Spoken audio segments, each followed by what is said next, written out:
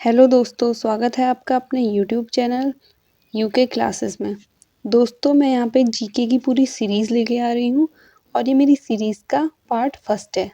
ये आपको कैसी लगती है उसका फीडबैक आप मुझे कमेंट करके ज़रूर बताएं। और अगर आप उत्तराखंड के किसी भी एग्ज़ाम की तैयारी कर रहे हैं तो चैनल को सब्सक्राइब ज़रूर करें, क्योंकि उत्तराखंड के सभी प्रतियोगी परीक्षाओं के लिए ये सीरीज़ बहुत महत्वपूर्ण होने वाली है। तो चलिए शुरू करते हैं। सबसे पहले हम पढ़ेंगे उत्तराखंड के इतिहास के बारे में कि उत्तराखंड में था क्या। उसका ये भाग फर्स्ट है। तो चलिए देखते हैं। उत्तराखंड का इतिहास को जो है 3 भागों में बांटा गया है। वो है प्राचीन काल, मध्यकाल और आधुनिक काल। तो प्राचीन काल में जो है उत्तराखंड एक दुर्गम क्षेत्र था। इसका अधिकांश भाग वीरान, बीहड़ और जंगलों से भरा हुआ था। नेक्स्ट यहाँ पे जो सबसे पहले शासन करने उत्तराखंड में आती है वो आती है कुलिंद शासक। कुलिंद शासक जो है सबसे पहले उत्तराखंड में शासन करने आते हैं। तो उत्तराखंड पर शासन करने वाली प्रथम राजनीतिक शक्ति कौन थी? कुलिंद शासक। कई बार एग्जाम में पूछा जाता है कि उत्तराखंड पर शासन करने वाली प्रथम राजनीतिक शक्ति कौन थी, तो वो थी कुलिंद शासक। उत्तराखंड के पहाड़ी इलाकों में इनका शासन 3वीं से 4वीं ईस्वी तक रहा था। आइए अब इनके बारे में कुछ इम्पोर्टेंट पॉइंट्स में बात करते हैं। तो कुलिंद वंश का सबसे शक्तिशाली राजा वो था अमोघभूति। अमोघभूति ने मुद्राएं भी चलाई थी। तो अमोघभूति प्रकार की मुद्राओं पर क्या लिखा था? राज्ञः कुलिन्दस्य अमोघभूति। ये लिखा हुआ मिलता है अमोघभूति प्रकार की मुद्राओं पर, जो कि किस में लिखा था? प्राकृत भाषा में लिखा हुआ था। देहरादून के पास जो है यमुना और टॉन्स नदियों के संगम पर, जहाँ पे देहरादून में यमुना और टॉन्स नदियाँ जहाँ पे मिलती हैं, वहाँ पे कालसी नामक स्थान पर अशोककालीन अभिलेख मिले हैं जो इस बात की पुष्टि करते हैं कि कुलिंद शासक जो है पहले यहाँ शासन करते थे उत्तराखंड पे। कहाँ मिले हैं? कालसी नामक स्थान से देहरादून में अशोककालीन अभिलेख मिले हैं। आगे बात करते हैं। तो कालसी अभिलेख में उत्तराखंड के निवासियों को क्या कहा गया? पुलिंद कहा गया। और इस क्षेत्र को क्या कहा गया? अपरांत कहा गया। तो कालसी अभिलेख जो मिला है उसमें इस क्षेत्र को अपरांत और यहाँ के निवासियों को पुलिंद कहा गया है। प्रथम शताब्दी ईस्वी पूर्व में जब अमोघभूति की मृत्यु हो जाती है, उसके बाद शक जो है उत्तराखंड के मैदानी क्षेत्र पर अधिकार कर लेते हैं। तो शक पूरे उत्तराखंड पे अधिकार नहीं करते हैं, सिर्फ इसके मैदानी क्षेत्रों पर ही अधिकार करते हैं। दूसरी जो आते हैं शक। तो शक उत्तराखंड के मैदानी क्षेत्रों पर अधिकार करते हैं। और कुमाऊं में शक संवत जो आप सुनते हैं, शक संवत, उसका प्रचलन किसने किया? शकों ने ही किया था। कुमाऊं ये जो है शक जो है सूर्य भगवान को ज़्यादा मानते थे। तो कुमाऊं में सूर्य मंदिर और सूर्य की मूर्तियाँ जो है वो किसके अधिकार की पुष्टि करती हैं? शकों के अधिकार की पुष्टि करती हैं। खास करके अल्मोड़ा में जो कटारमल सूर्य मंदिर है वो इसकी विशेष रूप से पुष्टि करता है, जो कि कोसी नदी के किनारे स्थित है। शकों के बाद यहाँ पे आते हैं जो दूसरी राजनीतिक शक्ति थी, तीसरी, तो वो थी कुषाण। शकों के बाद कुषाण आए और इन्होंने उत्तराखंड के तराई क्षेत्र पर ही आक्रमण किया, तराई क्षेत्र पर ही अधिकार किया सिर्फ।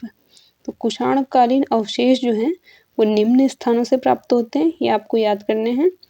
वीरभद्र ऋषिकेश से, मोरध्वज कोटद्वार से और गोविशाण काशीपुर से।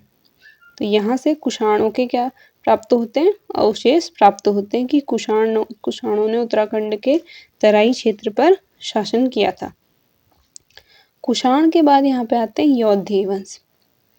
यौधेय वंश आते हैं। यौधेय काल की मुद्राएं जो हैं जौनसार, बाबर और कालोडांडा क्षेत्रों से प्राप्त हुई हैं। यौधेय वंश की मुद्राएं किससे प्राप्त हुई हैं? जौनसार, बाबर और कालोडांडा क्षेत्र से। इन सिक्कों पर यौधेय गणराज्य जयलेख जो है ब्राह्मी लिपि में लिखा हुआ है। क्या लिखा हुआ है? यौधेय गणराज्य जयलेख, ये ब्राह्मी लिपि में लिखा गया है। इन मुद्राओं में अधिष्ठता देवता कार्तिकेय का चित्र है।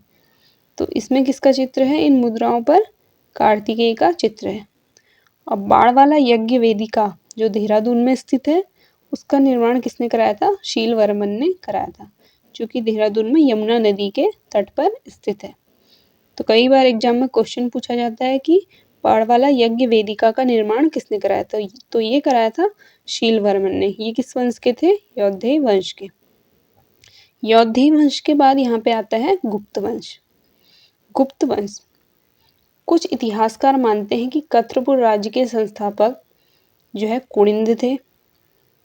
मतलब गुप्त वंश नहीं आता, कत्रपुर वंश आता है, लेकिन इसे गुप्त वंश क्यों कहा गया वो सुनिए।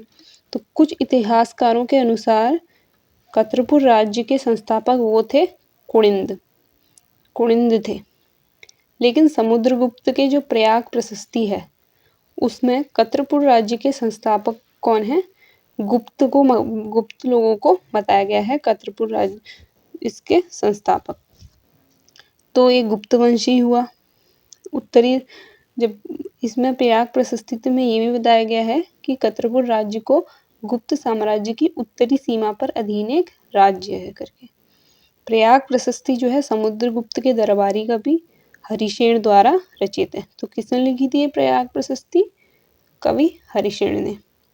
नेक्स्ट आता है नागवंश। 5वीं शताब्दी में नागों ने कुणिंद राजवंश को समाप्त करके उत्तराखंड में अधिकार कर लिया, और उत्तराखंड में नाग मंदिर है जो, वो इसका प्रमाण है। जैसे कि बेरी नाग में जो है नाग मंदिर स्थित है, और भी कई जगह स्थित है, तो वो इसका प्रमाण है कि नागों ने भी उत्तराखंड पे शासन किया था। नागों के बाद आते हैं मौखरी वंश। मौखरी वंश जो है 6ठी शताब्दी में कन्नौज के मौखरियों ने नागों की सत्ता को समाप्त करके अधिकार में कर लिया। तो इन्होंने क्या किया? कन्नौज के जो मौखरी थे, मौखरी कहाँ से आए थे? कन्नौज से आए थे। उन्होंने 6ठी शताब्दी में नागों के अधिकार को समाप्त करके यहाँ पे जो है अपनी सत्ता स्थापित की। और कन्नौज से आए थे, तो इनकी राजधानी कहाँ थी? कन्नौज थी। और कन्नौज का प्रथम मौखरी शासक वो कौन था? हरिवर्मा। तो ये आपको याद रखना है कि कन्नौज का प्रथम मौखरी शासक कौन था? हरिवर्मा।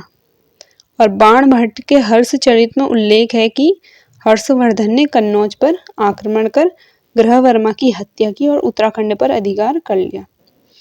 बाणभट्ट ने जो है हर्षचरित लिखा था, तो उसमें हर्षवर्धन ने क्या करा? कन्नौज पर आक्रमण करा। और यहाँ पे कौन शासन कर रहा था? मौखरी वंश का ग्रहवर्मा कर रहा था। तो उसकी हत्या करी और उत्तराखंड पर शासन किया। किसने? हर्षवर्धन ने।